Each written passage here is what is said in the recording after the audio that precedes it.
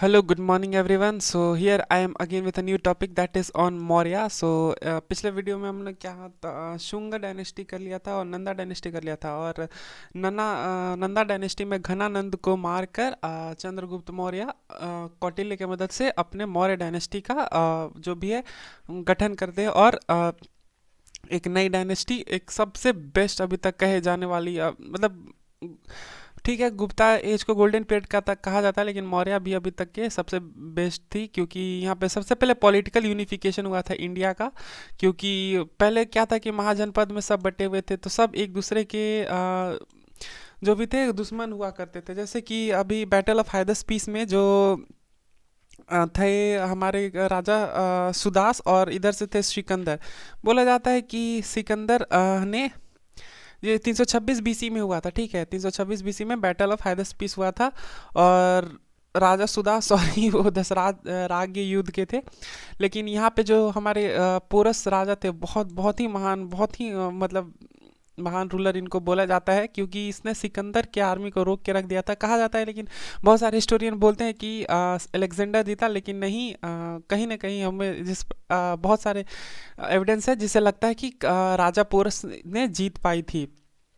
तो ये झेलम नदी के किनारे हुआ था। अभी देखिए, मैं अभी सब एक एक एक करके बैटल बताते जाऊंगा। तो 326 बीसी में एक बैटल ऑफ हाइदस्पीस, जिसको बैटल ऑफ विदास्ता वितास्ता और बैटल ऑफ झेलम भी बोलते हैं, ये झेलम नदी के किनारे मौर्य डायनेस्टी की इस्टेब्लिशमेंट से 326 बीसी में ही हो गया था। और कौटिल्य, सॉरी, और कौटिल्य ने इससे सीखकर बहुत ही जो गलती पोरस ने की थी, वो गलती क्या था कि उन्होंने परमानेंट आर्मी नहीं रखा था। तो मौर्य ने कौटिल्य ने सीखकर पहला बार परमानेंट आर्मी रखा, मतलब पहला बार नहीं, मतलब कौटिल्य ने परमानेंट आर्मी रखा था। तो एंसेंट इंडिया में पूछ सकता कि पहला बार किसने परमानेंट आर्मी रखा, तो प्लीज़ कमेंट करके बताइएगा। ये 324 से और 185 बीसी के बीच में था। अकॉर्डिंग टू ब्राह्मण टेक्स्ट जो होते हैं, ब्राह्मण टेक्स्ट, उससे पता चलता है कि मौर्य का जो जैसे ब्राह्मण क्षत्रिय ये कास्ट हायरार्की था, तो ब्राह्मण टेक्स्ट के हिसाब से वो शूद्र है। बट बुद्धिस्ट टेक्स्ट के हिसाब से उनको क्षत्रिय बोला गया। तो ब्राह्मण लोग इनको शूद्र बोलते थे और बुद्धिस्ट लोग इनको क्षत्रिय। इसके जो फाउंडर थे वो थे Chandragupta Maurya, and the last ruler was Brihadatta. और इनको बृहदत्त को मारकर शुंग ने, जो पुष्यमित्र शुंग इनके आर्मी चीफ थे, उन्होंने, क्योंकि बृहदत्त बहुत ही वीक रूलर लास्ट लास्ट तक हो जाते हैं, कोई भी रहता है, जनरल सी बात है, मतलब मेजॉरिटी में, कि लास्ट लास्ट रूलर आते आते तक वो बहुत ही वीक होने लगता है, क्योंकि वेल्थ भी ड्रेन होने लगते हैं, और धीरे धीरे जो छोटे किंगडम है वो ज़्यादा पावरफुल होने लगते हैं। इसीलिए ये लास्ट लास्ट आते आते तक बृहदत्त को मारकर पुष्यमित्र शुंगा ने एक नया डायनेस्टी, जो कि शुंग डायनेस्टी का इस्टेब्लिश किया था। तो ये हो गया आपको। और लिटरेरी सोर्स कहाँ कहाँ मिलते हैं, तो अर्थशास्त्र कौटिल्य ने जो लिखा था उसमें मौर्यन डायनेस्टी का पूरा मिलता है। मेगास्थनीस ने इंडिका में मिलता है, but not found in original form. Ashtadhyayi जो पनानी ने लिखा था, महाभास जो पतंजलि ने लिखा था, ये ट्रीटाइज है अष्टाध्यायी का, ठीक है, महाभास। और इसमें पतंजलि में लिखा गया है कि इन्होंने 2 अश्वमेध यज्ञ किए हैं। नाव कथा सरित सागर जो सोमदेव ने लिखा है उसमें मिलता है। बृहद कथा मंजूरी जो क्षेमेंद्र ने लिखा था, और मुद्रा राक्षस जो विशाख दत्त ने लिखा था। और उन्होंने बोला था कि ही टोल्ड चंद्रगुप्त मौर्य विशाल एंड कुलहीन, तो इनको कुलहीन बोला गया है। एक सेकेंड प्लीज़। यहाँ पे बेसिकली इनको कुलहीन बोला था विशाख दत्त ने। और ये मौर्य में क्या होता है कि पहली बार पॉलिटिकल यूनिफिकेशन होता है, मैंने अभी पहले ही बताया था। और मुद्रा राक्षस क्या है, ये ड्रामा है संस्कृत का, और उस टाइम के सोशल इकोनॉमिक कंडीशन दर्शाता है, बताता है कि मौर्य के टाइम पे सोशल इकोनॉमिक कंडीशन कैसा था। This was it. और एक और लास्ट बुक है जो है राजतरंगी, जिसने कल्हन ने लिखा था। तो ये आप नोट्स बनाते रहिएगा, और भी जो मैंने फैक्ट्स बताए वो भी लिख लीजिएगा, क्योंकि ये नोट्स पुराने और मैंने कुछ नए पॉइंट्स ऐड किए थे। फैक्ट रिलेटेड टू राज तरंगिनी, ठीक है, राज तरंगिनी जिससे कल्हन ने लिखा था।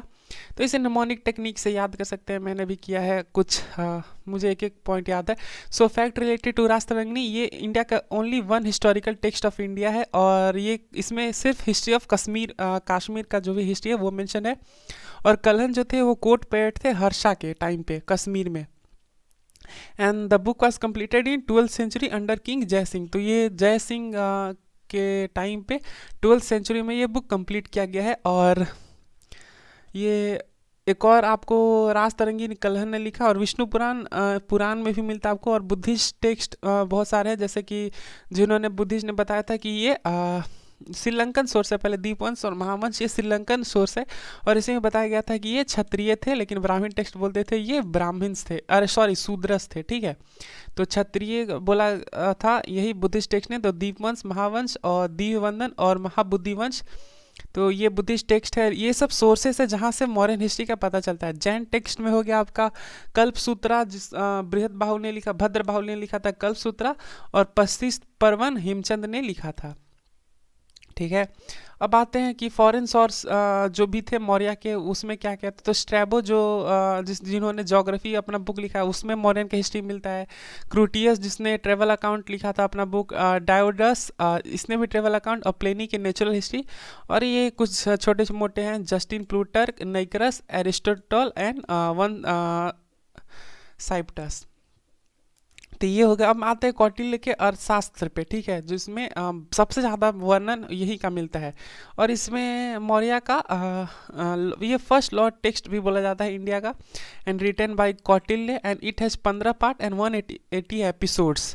ये 15 पार्ट और 1 एपिसोड में डिवाइडेड है। और ये सप्तांग स्टेट का थ्योरी दिए थे कौटिल्य ने, मतलब एक अगर देश हो तो उसमें मतलब एक स्टेट जो भी है उसको चलाने के लिए 7 चीज़ चाहिए। क्या क्या थे वो? पहला था स्वामी, मतलब कि किंग जो है, जैसे कि अभी हमारा किंग है मोदी जी, वो काफ़ी एबल रूलर है, तो स्वामी एक होना चाहिए जो एबल किंग है। अमात्य, मिनिस्टर, अभी के जो मिनिस्टर है सारे के सारे फालतू, तो इसी के चलते बहुत सारा हमें इधर उधर से सुनने को मिल जाता है। तो हमारे मिनिस्टर जो उस लेवल के नहीं हैं जिस लेवल के होने चाहिए थे। सो अमात्य होने चाहिए, मिनिस्टर होने चाहिए जो कि ऑफिसर उस टाइम मतलब एक चाहिए। राष्ट्र मतलब एक प्रॉपर जोग्राफिकल एरिया होना चाहिए आपका। दुर्ग, उसमें एक किला होना चाहिए, ठीक है। बल मतलब आर्मी भी होना चाहिए परमानेंट, ठीक है। और कोष मतलब कि फंड रहना चाहिए। और सबसे लास्ट में मित्र जो कि फ्रेंड बनाना चाहिए। तो ये सप्तांग थ्योरी है कि ये 7 चीज़ एक स्टेट और या फिर एक देश में होना ही चाहिए, ठीक है। In the 6th part of Arthashastra discuss about the financial administration. तो जो इसके 6ठे पार्ट है, जैसे कि इसमें बताया गया है कि टोटल आपको हो गए 180 एपिसोड, और कौटिल्य के अर्थशास्त्र के, और 15 पार्ट में डिवाइडेड है। तो 6 पार्ट में कौटिल्य ने फाइनेंशियल एडमिनिस्ट्रेटर का डेफिनेशन दिया है। और अर्थशास्त्र है, इसका एक फैक्ट है, आप लिख लीजिएगा कि it was discovered in 1904 by R S. Shastri. तो आर.एस. शास्त्री ने इसको अर्थशास्त्र को डिस्कवर किया था, आर.एस. शास्त्री ने 1904 में। और इसमें करीब करीब वही 15 बुक और 180 चैप्टर्स है। और आपका हो गया। और इनको जो है कौटिल्य को इंडियन मैकियावेली भी बोला जाता है, ठीक है। मैकियावेली एक फॉरेन के है, तो कमेंट करके बताइएगा मैकियावेली कौन है। सो इनको इंडियन मैकियावेली भी बोला जाता है। और इसमें बेसिकली आपको अर्थशास्त्र में किंग के council, civil, criminal law, diplomatic law, यही सब इसमें बेसिकली दिया गया है अर्थशास्त्र में। और ये फर्स्ट लॉ टेक्स्ट था इंडिया का। So Kautilya emphasize that Chandragupta Maurya had to establish a welfare state. और इसमें उन्होंने बताया कि जो कौटिल्य थे उनको एक वेलफेयर स्टेट बनाना चाहिए। अब दूसरे आते हैं इंडिका, जिसने मेगास्थनीस ने लिखा था। तो रूलर ऑफ सीरिया जो सेल्यूकस निकोटर है, उन्होंने मेगास्थनीस को उनके कोर्ट में एम्बेसडर के रूप में भेजा था। ये ग्रीक ट्रैवलर थे, and he wrote there was no slave. तो उन्होंने उस टाइम पे लिखा है कि देयर वार नो स्लेव। उस टाइम पे कोई भी स्लेव नहीं हुआ करते थे, और कोई भी बाढ़ उस टाइम तक नहीं आया था इंडिया में। अकॉर्डिंग टू हिम उस टाइम पे 2 गॉड्स थे, एक थे हेरेक्लस, एक थे डायनोसस। हेरेक्लस हम कर सकते हैं तो वो कृष्ण थे, एंड डायनोसिस वो शिव थे, ठीक है। ही मेंशन्ड 7 कास्ट इंडिया। उन्होंने 7 कास्ट का जो सेल्यूकस निकोटर ने, जिन्होंने मेगास्थनीस ने 7 कास्ट का वर्णन किया। एक थे philosopher, peasants, hunter, cattle rearers, warrior, craftsman and inspector, that is minister. तो ये 7 कास्ट थे उस टाइम पे। And he called Pataliputra as Palibothra, ठीक है। And for the administrator of Pataliputra towns there were 6 committees व 5 मेंबर्स। तो ये क्वेश्चन पूछते हैं कि administrator of for administration of Pataliputra how many members are there. तो देयर वेर टोटल 30 मेंबर्स, ठीक है। 5 मेंबर थे हर 6 एक कमिटी के, और टोटल 6 कमिटी थे, तो ये करीब करीब 30 मेंबर्स थे आपके। तो ये remember that. And he wrote in Maurya period if a person didn't pay sales tax then he was sentence to death. तो ये भी था कि जो सेल्स टैक्स नहीं भरता था तो उसे डेथ पेनल्टी दिया जाता था, लेकिन ऋग्वेदिक में ऐसा नहीं था, उधर तो लॉ था ही नहीं फिलहाल, तो उस टाइम पे इकोनॉमिक पेनल्टी ज़्यादा लगते थे। सो आर्कियोलॉजिकल, ये तो लिटरेरी सोर्स हो गए। अब आर्कियोलॉजिकल सोर्सेज की बात करें तो इंस्क्रिप्शन ऑफ अशोका के इंस्क्रिप्शन और रॉक एडिक्ट ऑफ अशोका, तो इन्होंने कलिंग वार के बाद सारा धम्म परिवर्तन, धम्म के मतलब धम्म से ये चाहते थे पूरे अपना एरिया स्प्रेड करना, क्योंकि कलिंगा जो था वो प्रेजेंट उड़ीसा का रीजन था, ठीक है। तो लगभग ये देखिए, मतलब if suppose this is India, रफली I guess I can draw this this is a India map, ठीक है। तो ये पूरे इस वाले रीजन से इस वाले रीजन तक पूरा ये मौर्यन डायनेस्टी था, बस ये कलिंगा को छोड़कर ये पूरा रीजन मौर्यन डायनेस्टी में था, बस ये कलिंग नहीं था। तो अशोक ने इसको कोई कलिंग को नहीं जीत पाया था, बट अशोका कनकड द कलिंग, और इसमें बहुत ज़्यादा खून बहे थे, ठीक है। इसके बाद उन्होंने धर्म से सोचा अपना राज्यपाठ इंक्रीज करना, तो ये उनको काफ़ी चेंज था, लाइफ चेंजिंग मोमेंट था हर्ष के लिए, सॉरी अशोक के लिए। हर्ष तो वर्धन डायनेस्टी के थे। सो 1 सेकेंड प्लीज़। तो अब आते हैं इंस्क्रिप्शन के, पहले रॉक एडिक्ट देख लेते हैं। तो ये हो गए आपके रॉक एडिक्ट, जिसमें मेजर रॉक एडिक्ट है आपको, जिसमें धम्मा का लिखा है, तो मेंशन ऑफ धम्मा ये मेजर रॉक एडिक्ट में लिखा है। माइनर में पर्सनल इन्फॉर्मेशन ऑफ अशोका, और पिलर एडिक्ट जो है उसमें सप्लीमेंट्री ऑफ मेजर एडिक्ट, इसमें से जो भी बचा वो पिलर एडिक्ट में लिखा हुआ है।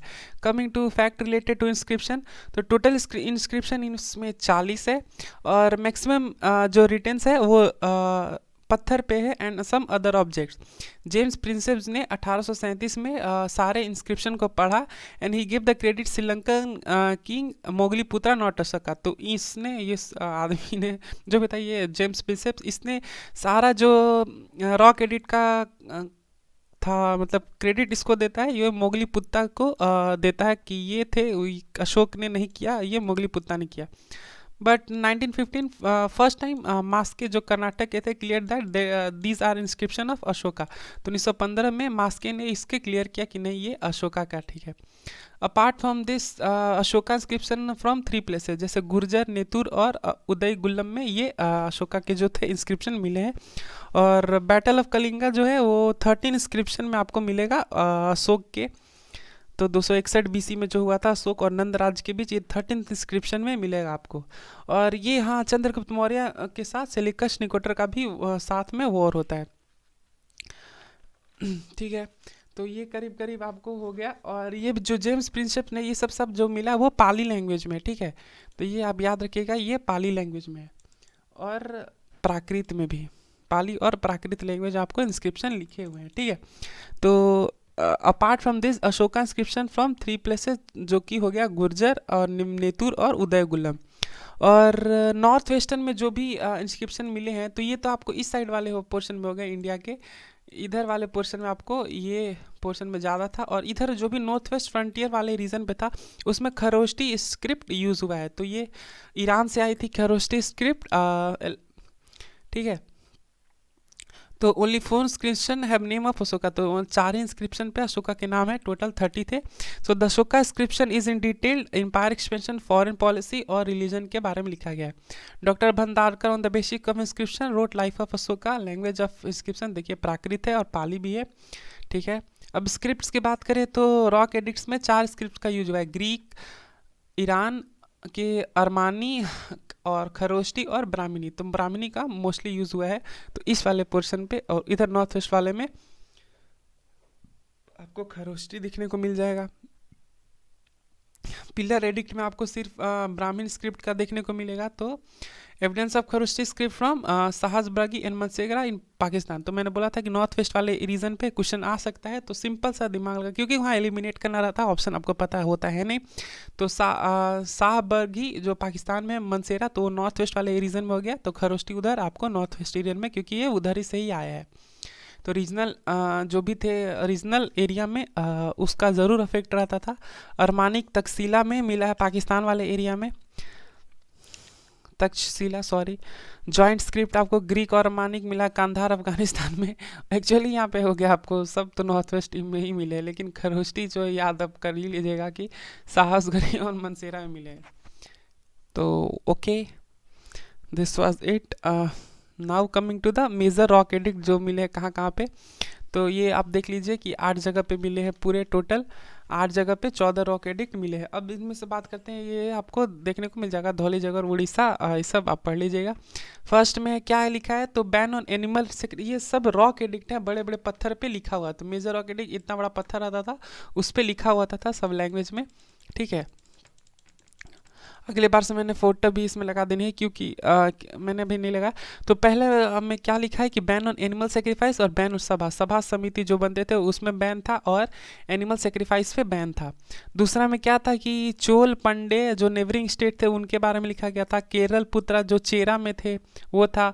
सतिया पुत्रा नॉट आइडेंटिफाइड येट कि कौन थे उस टाइम के, तो ये सब लिखा गया है। थर्ड में क्या है, 3 ऑफिसर का मेंशन है, युक्ता परदेशिक राजूक। तो ये Ashoka order them to roam around provinces to know difficulties of people. तो ये बाद में काफ़ी बदल गए थे कलिंग वार के बाद, तो उन्होंने सोचा था अपने धम्म पॉलिसी से इसका चेंज करने के लिए। तो थर्ड मैजिक एडिक्ट में आपको ये सब देखने को मिलेंगे। चौथा में नेचर ऑफ धम्म का नेचर मेंशन था।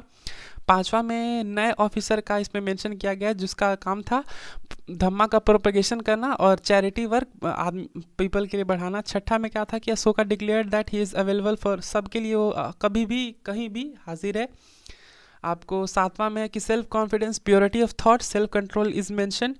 आठवां में हो गया कि धम्मा का प्रोपेगेशन के लिए ही मेड धम्म यात्रा। तो उन्होंने कलिंग वार के बाद वही बताया, ये बहुत ही अशोक चेंज हो गए थे। एंड वेंट बोध गया on 10th year of coronation. तो 10 साल के बाद कोरोनेशन के 10वां साल पे वो बौद्ध गया गए थे और 20वां साल में लुम्बिनी जहाँ पे बौद्ध का जन्म हुआ था जो कि नेपाल वाले एरिया में है।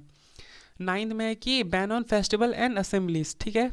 और 10, 11 and I guess this is 15 इस पे लिखा गया principle of tolerance.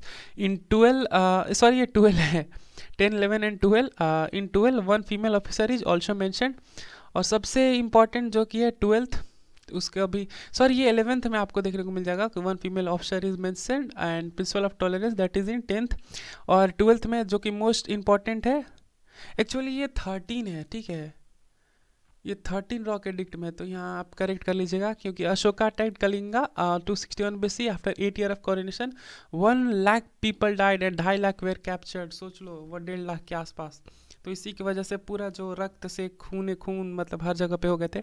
After this war Ashoka left that and he policy of Bheri Ghosh warfare and adopted Dharma Ghosh. तो ये पॉलिसी जो था वारफेयर का इसने हटा दिया था और धर्म घोष का। और इसमें 5 फॉरेन किंग्स का भी मेंशन है जो कि अशोका प्रोपोगेट करने धम्मा के लिए इन पे भेजा गया था in this century. So 5 foreign kings name is mention and Ashoka propagated Dhamma in this countries. तो इजिप्ट के टोलेमी जो किंग थे उसमें भी इन्होंने धप्पा किया। मैसेडोनिया के अंत्यकीन में थे, इग्रिप्स के मैग में थे, सीरिया के अलिक सुंदर, और ये सेरिन था। और सीरिया जो कि neighbouring state called by Ashoka, ये यहाँ पे एंटीगस 2 थे।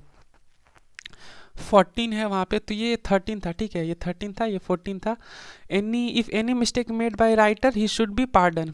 तो जो भी लिखता था उसको माफ़ कर दिया जाए, इसके लिखा हुआ था। एक्चुअली मैं भी अपने कॉपी में करेक्शन कर ही लेता हूँ। तो ये सब सारे मेजर रॉकेट ये थोड़े थोड़े आपको याद करने ही पड़ेंगे क्योंकि कुछ भी पूछ सकता है एग्जाम में। तो ये 13 था मोस्ट इम्पॉर्टेंट, ठीक है। तो 14 आपको हो गया। और 14 में इफ़ एनी मिस्टेक एंड इसमें 14 में क्या था कि 2 सेपरेट रॉक एडिक्ट और थे, छोड़ दीजिए, मतलब वो 14 में ये बस 14 तक ही है। 2 सेपरेट रॉक एडिक्ट और है। तो फर्स्ट सेपरेट रॉक एडिक्ट है तो फाउंड फ्रॉम धौलीवीरा उड़ीसा। तो धौलीवीरा तो उधर हो गया, धौली उड़ीसा से मिला है। And Ashoka said that all people are my children. तो जितने भी उनके जन है वो प्रजा है और प्रजा उनके संतान के रूप में है। तो ये आपको मिला है धौली उड़ीसा में। सेकेंड हो गया आपका सेकेंड सेपरेट ये उड़ीसा में अगेन दोनों मिला है। इसमें क्या है, propagation of Dhamma in bond state. तो जो भी उनके बॉन्ड स्टेट थे उसमें प्रोपोगेशन ऑफ धम्मा। अब ये तो मेजर रॉक एडिक्ट हो गए। माइनर रॉक एडिक्ट में देखते हैं तो भब्रू रॉक एडिक्ट, इसमें क्या है कि only rock edict Ashoka called himself Magadh king found of from Jaipur, ये जयपुर से मिला है। तो ये किसमें मगध के किंग, एक ही इसमें जिसमें लिखा हुआ है कि वो मगध के किंग है। रुम्बदई रॉक एडिक्ट जो कि नेपाल से मिला है, अशोका टुक 1/8 टैक्स फ्रॉम लुम्बिनी, तो ये लुम्बिनी रॉक एडिक्ट है जब नेपाल में मिला है। कोसाम्बी माइनर रॉक एडिक्ट जो कि इलाहाबाद में मिला है, तो इसमें Ashoka war Buddhist monks are ancient to maintain patience, ठीक है। अब आते हैं अशोका के पिलर एडिक्ट, ये छः हैं टोटल, ये फाउंड फ्रॉम 6 प्लेसेस, तो ये देख लीजिएगा आप। दूसरा है आपका, it is also called queen addict because Ashoka wife, okay. तो गोसाम्बी है, तो ये देख लीजिएगा। ये बिहार में भी वेस्ट चंपारण, नंदनगढ़, हर्षराज एंड रामपुरा, तो इमेज ऑफ बुल, इसमें इमेज ऑफ पीकॉक बनाया गया है। तो इस चंपारण में भी मिला है मोतिहारे वाले पोर्शन पे, तो ये देख लीजिएगा। अशोक धम्मा मेन बातें हैं, तो it was moral principle and summary of all reason. तो जितने भी देखिए क्या होता है ना कि हर टाइम पे जब भी कोई कोई ना जैसे कि आपका हो गया एंशियंट इंडिया, मिडिवल इंडिया और मॉडर्न इंडिया। तो एंशियंट इंडिया में हर टाइम पे आपको कोई ना कोई एक मिडिल वे का मतलब हर कोई को एक लाने में जो कि मदद करेगा। हमेशा एक होता है ना कि सबको एक कल्चरल एक यूनिफिकेशन करना, सबका धर्म करना। जैसे कि एंशियंट इंडिया में आपको अशोका ने अपने धर्म पॉलिसी चलाया, जिसमें उन्होंने सारे जो भी रिलीजन के थॉट्स उनको एक किया। मिडिवल इंडिया में अकबर आए अपने दीन इलाही के साथ, और अकबर ने भी सारे जो भी जितने भी छोटे छोटे हर धर्म में क्या थे खोट थे, उसको एक किया और सबको अपना एक मेन बनाया। इसमें हिंदू में क्या था, ज़्यादा एनिमल सेक्रीफाइस था, बुद्धिस्ट में भी था। तो ये सोचिए इन्होंने अपना धम्म पॉलिश चलाया। मिडिवल इंडिया में भी अकबर ने सोचा कि कैसे यूनिफाई किया जाए, सब लोग को एक सूत्र में बांधा जाए, तो अकबर ने चलाया। मॉडर्न इंडिया में आपका हो गया ये ब्रिटिश राज ने भी वही काम करने की कोशिश की थी, बट ही वाजंट सक्सेसफुल। सो तो मॉडर्न इंडिया आप कमेंट करके बताइएगा कि किसने ये सब जो था वो करने की कोशिश की थी। So was Dhamma Buddhist, so main source of Dhamma, maximum thoughts of Dhamma taken from Buddhist है, जो कि है राहुलवाद सूत्र से लिया गया है। So Dhamma was a Buddhist although he was inspired by Buddhism, but ये बुद्धिज्म से नहीं था। ये धम्मा जो था ये बुद्धिस्ट नहीं था। लाइक बहुत चीज इसमें मेंशन नहीं थे। तो last aim of Dhamma is to get heaven, but Buddhist last aim to get nirvana. तो इन ये धम्मा का मेन पॉलिसी क्या था कि इनको स्वर्ग मिलेगा, लेकिन बुद्धिज्म का मेन एम क्या है, डेथ के बाद तो वो निर्वाण मिलेगा, महापरिनिर्वाण, जो कि है मोक्ष की प्राप्ति होगी। तो इसमें क्या है कि धम्मा में कोई भी अष्टांगिक मार्ग नहीं है कि, और इसमें जो है आपको बुद्धिज्म में कि जो बुद्धिज्म बोलते हैं कि life is full of sorrow and the sorrow of life is desire. तो desire can be taken out by 8 fold path, जो कि अष्टांगिक मार्ग। तो इससे आपको सारे दुख का हरण हो सकता है। तो ये कहीं बुद्धिज्म है, लेकिन कहीं आपको धम्मा में नहीं देखने को मिलेगा, कहीं भी कुछ भी ऐसा नहीं है। तो definition of Dhamma on the second and 7 pillar edict पे, इस पे धम्मा का दिया गया definition. According to Dhamma it is दया, donation, truthfulness and generosity, respect to parents, respect to teacher, affection with friends, but something is prevented in dhamma, he called it आसनीव, जो कि पाप है। गुस्सा और घमंड ये पाप बताया गया धम्मा में। और इसमें मेन इम्फेसाइज किया गया नॉन वायलेंस और टॉलरेंस पे, आपको देखने को मेन इम्फेसिस किया गया है।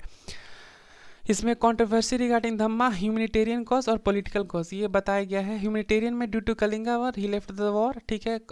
रिगार्डिंग धम्मा और पॉलिटिकल कॉज में था कि he wanted to control through Dhamma, तो ये धम्मा के से पूरे देश को कंट्रोल करना चाहते था। और ह्यूमैनिटेरियन कॉज इसीलिए कलिंगा वार के बाद मैंने बताया था वो बहुत बदल गए थे। So method of propagation of Dhamma, Ashoka encrypted rock edict and pillar edict. तो पिलर पे लिख कर, रॉक पे लिख के ये he appointed an officer Dhamma Mahamatra for propagation. तो ये धम्म महामंत्रा थे जो पूरे एरिया में इसको प्रोपगेट करते थे। और इन्होंने बहुत सारे एम्बेसडर को दूसरे कंट्री में भेजा, जैसे उनके जो बेटे थे महेंद्र गुप्त और डॉटर थे Sanghamitra, sent to Sri Lanka, and many officers that were sent to visit provinces. तो ये थे करीब आपको धम्मा के बाद। अब आते हैं political condition of Maurya. Okay तो पॉलिटिकल कंडीशन ओके। सो चंद्रगुप्त मौर्य जिन्होंने 324 टू 298 बीसी में रूल किया था, ये he was called Sandrocottus in Greek and Androcottus, तो इनको सेंड्रेकोटस एंड एंड्रोकोटस बोला गया है। विलियम जोन्स जो थे फर्स्ट पर्सन वो आइडेंटिफाइड सेंड्रेकोटस एज चंद्रगुप्त मौर्य, तो विलियम जोन्स ने पहला बार आइडेंटिफाई किया था कि सेंड्रेकोटस कोई नहीं, वो चंद्रगुप्त मौर्य हैं। तो he was called liberation of India and he freed India from Greece, तो ग्रीस से इंडिया को इन्होंने फ्री किया था।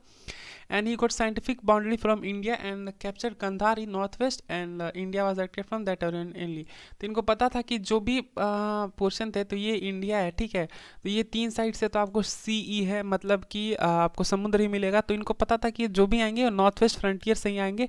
तो इन्होंने कांधार जो अफगानिस्तान में अभी प्रॉपर उसको कैप्चर किया और मजबूत बनाया अपना नॉर्थ वेस्ट फ्रंटियर की, ताकि कोई अटैक नहीं कर सके।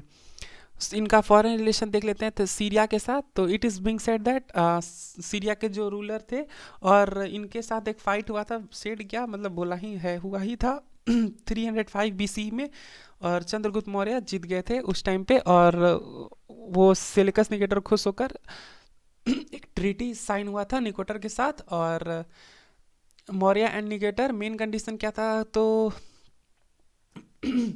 निकोट सेल्कस निकोटर उन्होंने बहुत सारा एरिया चंद्रगुप्त मौर्य को दे दिया, और जैसे कि अर्कोशिया था, पारवानंदनी था एरिया था, और जरदोसिया था, ठीक है। So sorry for the inconvenience. So यहाँ पे चार रीज़न जिन्होंने सेल्कस निकोटर ने इनको दिया था। और चंद्रगुप्त मौर्य पे मेगास्थेनिक जो थे ग्रीक एम्बेसडर भेजा गया था, और इसके बदले चंद्रगुप्त मौर्य ने 500 जो एलिफेंट थे उनको दिया गया था। तो एम्पायर एक्सपेंशन देखते हैं मौर्यास का, तो मौर्य का एम्पायर एक्सपेंशन में आपको ये नॉर्थ में हिमालय तक थे, और साउथ में नॉर्दर्न कर्नाटका तक, और ईस्ट में बंगाल तक, और वेस्ट में सौराष्ट्र जो कि है गुजरात तक। तो ये इनका एम्पायर एक्सपेंशन था। हिमालय इधर हो गया आपका बंगाल, और इधर हो गया सौराष्ट्र, और ये ईस्ट में वेस्ट में सॉरी इधर आपको हो गया नॉर्दर्न कर्नाटक तक, और इधर आपका बंगाल सॉरी गुजरात में सौराष्ट्र तक। तो इनका एम्पायर एक्सपेंशन था। अब आ जाते हैं कि Tamil Nadu and Kerala Assam were not included, rest all area was under Ashoka. तो अशोका के आते आते तक अशोका ने ऐड किया था कलिंगा और साउदर्न कर्नाटका, तो तमिलनाडु और केरला असम यहाँ पे नहीं इंक्लूडेड थे। और according to Greek historian Plutus there were 6 lakh infantry, तो पैदल सेना 6 लाख थी, और चंद्रगुप्त मौर्य ने पूरे इंडिया में ऐसे से जीत किया था। चंद्रगुप्त मौर्य के बाद उनके बेटे आते हैं बिंदुसार, और ये 298 टू 273 बीसी तक रूल करते हैं। ग्रीक हिस्टोरियन इनको एमिट्रोकैटस और एमिट्रा घाट भी बोला जाता है, मींस डिस्ट्रॉयर ऑफ एनिमीज इनको बोला गया है। बुद्धिस्ट मॉन्क जो तारनाथ थे, Bindusara destroyer 16 state in east and west sea. तो बुद्धिस्ट मॉन्क तारनाथ के हिसाब से इन्होंने वेस्ट और सी और ईस्ट सी में करीब करीब 16 स्टेट्स को बर्बाद किया था। और many historian do not believe it because they consider it that Bindusara maintain Chandragupta area. तो बहुत सारे हिस्टोरियन नहीं मानते हैं, क्योंकि उनका मानना है कि बस वो मेंटेन किए थे और उन्होंने कोई भी एक्स्ट्रा स्टेट नहीं किया था। लेकिन every history is like every perspective is knowledge, तो हर कोई का अलग अलग व्यू रहता है। So 2 revolt in Taxila took place in Ashoka was sent for one while Susima was sent for other separation other. तो 2 रिवोल्ट का हुआ था तक्सिला में, एक में अशोक उनके बेटे को भेजा गया था, दूसरे में सुसीन को सप्रेस करने के लिए, दबाने के लिए भेजा गया था। फॉरेन रिलेशन की बात करें तो ruler of Syria was Antiochus and first hand he asked 3 items. तो ओके, तो एक और चीज़ था कि हाँ उज्जैन के गवर्नर थे अशोका, तो इसमें लिख लीजिएगा उज्जैन के गवर्नर थे उस टाइम पे अशोका, और उनको उस टाइम पे भेजा गया था तक्षशिला में रिवोल्ट को सप्रेस करने के लिए। तो सीरिया के जो रूलर थे वो 3 चीज़ उनसे आश किया गया था, कि फ्रूट, वाइन और फिलोसफर को आश किया गया था। But Antiochus in Bindusara court sent Deimachus ambassador who took the place of Megasthenes. तो मेगास्थनीस के जगह पे आए थे कौन से आपके एम्बेसडर, डायमकस ये थे एम्बेसडर। तो ये ज़्यादा इंपॉर्टेंट नहीं है, बस था, ज़्यादा पूछता उतना है नहीं एंशिएंट इंडिया से। इजिप्ट में था कि टॉलमी के साथ फ्रेंडली रिलेशन था, टॉलमी ने डायनोसिस एम्बेसडर भेजा था, और जो ये थे अशोक जो थे वो सपोर्टर और आजीवक सेक्ट के थे सपोर्टर। लास्ट जो रूलर थे मौर्यन डायनेस्टी के ये थे Ashok, the great Ashoka, the great Ashoka. ये थे 273 BCE से 232 BC तक। और इनको वो जो हुआ था, अशोक को बोला जाता है कि इनको जब बिंदुसार मरने थे तो इनको किशोर को किंग का जो था वो मिलने वाला था, लेकिन बिंदुसार ने अपने 99 भाई को मारकर, और ये जो दीप वंश में आपको बताया गया, तब जाकर उन्होंने अब सत्ता हासिल किया था। और 269 में ये इनको 273 में ये रूल कर लेते, बट उन्होंने अपना कोरोनेशन किया था 269 में। और 10 साल बाद अपने कोरोनेशन के कहाँ गए थे, तो बौद्ध गया। और 20वां साल पे लुम्बिनी गए थे अपने 20th anniversary of coronation. So Buddhist text की बात करें तो ही किल्ड हिज 99 ब्रदर्स, और इस दीप वंश में लिखा गया है, महावंश में, बट इज़ नॉट प्रूव्ड, ये अभी तक प्रूव नहीं हुआ है। पुराण में अशोक को अशोक वर्धन बोला गया है। ही वॉज गवर्नर ऑफ अंति, जो उज्जैन, जिसकी कैपिटल उज्जैन थी। इनिशियली अशोकावाद जो शिव के भक्त थे Ashok, but later he adopted Buddhism, तो पहले शिव के भक्त थे, उसके बाद बुद्धिज्म इन्होंने अडॉप्ट किया। ही वॉज कन्वर्टेड बाई 2%, जो पहले थे निग्रोथ थे और दूसरे थे अपग्रोथ। ये निग्रोथ जो था 7 साल का बच्चा था, एंड अपग्रोथ जो था ये अशोका के मिनिस्टर थे। तो इन्हीं की दो की वजह से ये कन्वर्टेड हुआ थे अशोक। इम्पायर एक्सपेंशन की बात करें तो ये होल इंडिया था इनके अंदर, एक्सेप्ट असम, तमिलनाडु और केरल। तो आपको नीचे वाले जो पोर्शन है इधर, ओके, सो ये आपको हो गया सस्ता इंडिया, नीचे वाले पोर्शन पे ये इनके कब्जे में नहीं था। और यहाँ पे केरल आपका तमिलनाडु और असम, ये वाले पोर्शन में इनका कब्जा नहीं था। बाकी आप पूरे होल इंडिया में थे इनके, ये होल इंडिया में इनका कब्जा था। और इधर से पूरे इंडिया इनका अंडर आता था, अशोक के under. Ashoka have control over some areas of Nepal and he establish new पूरा सिटी, जिसको अभी नेपाल में काठमांडू है, ललित पट्टनम। अब डिक्लाइन ऑफ मौर्य भी देख लेते हैं। After the death of Ashoka, वही मैंने बोला कि इधर जो थे लास्ट रूलर, वो बहुत वीक हो गए थे इन लोग, और मौर्य डिक्लाइन पे पहुंच गया था। So this was for the decline of Maurya, and after Ashoka, Kunal set one throne, or but he was blind, but authority was under Samprati। तो ये डिक्लाइन कुछ कुछ पॉइंट्स है, मैं अभी बता ही देता हूँ। सो ये अशोक का जो बेटा था वो कुणाल, वो अंधा था, इसलिए उनको नहीं दिया गया, ठीक है। Dasharatha was also son of Kunala. It seem that he was ruling eastern side and Samprati on western. तो समप्रति जो थे वो वेस्टर्न साइड में रूल करते थे और ईस्टर्न साइड में थे, इसी में बीच में बढ़ गया। But after the modern history, after then modern history is unclear, इसके बाद क्लियर नहीं है। इन 185 BC जो बृहदत्त थे, वो जो लास्ट रूलर थे, जिसको मारकर पुष्यमित्र शुंगा ने शुंग डायनेस्टी की स्थापना की थी। तो मॉडर्न एडमिनिस्ट्रेशन नेक्स्ट पार्ट में देखेंगे। तो मेन कॉज ऑफ डिक्लाइन क्या था, absence of able reader, economic decline, वही मैंने बोला था कि लास्ट में आते क्या क्या था कि धन की निकासी हो जाती है, बहुत पैसा कम बचाता है, जिससे मेन रीज़न क्या होता है, कोई भी चीज़ के लिए पैसा is the main basic reason. और क्या थे कि जो भी उस टाइम पे, क्योंकि बुद्धिज्म पॉलिसी बहुत ज़्यादा बुद्धिस्ट उस टाइम पे चलता था, सो प्रो बुद्धिस्ट पॉलिसी जो थे वो ब्राह्मण्स को ज़्यादा ख़राब लगने लगी, क्यों एक बुद्धिज्म इतना ग्रो करने लगा। सो ब्राह्मण्स जो भी थे, ब्राह्मण उस टाइम पे बहुत नाराज़ होने लगे। एंड जो ब्राह्मण किंग थे पुष्यमित्र शुंगा, उन्होंने रिवॉल्यूशन लाने की कोशिश की थी, and non violence reduce the spirit of his army.